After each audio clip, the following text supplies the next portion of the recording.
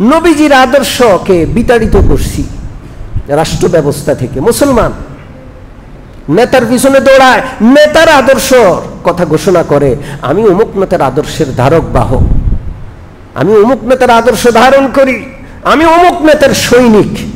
রাসূলের সৈনিক বলে না, বলে কি বলে না? অমুক নেতার সৈনিক। আপনার নেতা কি? জোরে বলেন।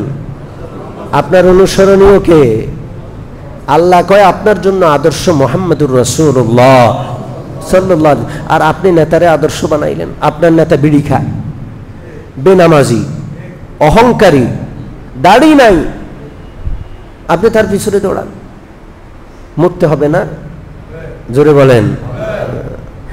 নেতা যেদিকে যাবে আপনার গন্তব্য সেখানে। মনে রাখেন, মুহাম্মদুর রাসূলুল্লাহর সাথে জান্নাতে যদি থাকতে চান তাইলে মুহাম্মদুর রাসূলুল্লাহকে আদর্শ বানায়া মানতে হবে। ঠিক কি ঠিক না? মানবেন সারা জীবন নেতাকে, আর জান্নাত চান রাসূলুল্লাহর সাথে, এটা কখনো সম্ভব হবে না। এই জন্য আমি পরিষ্কার বলি যে শুধু ব্যক্তি জীবনে নয়, শুধু ঘুমাতে, ঘুম থেকে জাগতে, মসজিদে ঢুকতে সুন্নত নয়, রাষ্ট্র পরিচালনার ক্ষেত্রে রাসূলুল্লাহর সুন্নত রয়েছে, অর্থ ব্যবস্থায় রাসূলুল্লাহর সুন্নত রয়েছে, বিচার ব্যবস্থায় রাসূলুল্লাহর সুন্নত রয়েছে। গোটা জীবনের কোন অঙ্গন নাই যেখানে রাসূলুল্লাহ আদর্শ রেখে যান নাই। এটা একটা পূর্ণাঙ্গ জীবন ব্যবস্থা, পূর্ণাঙ্গটাই মানতে হবে।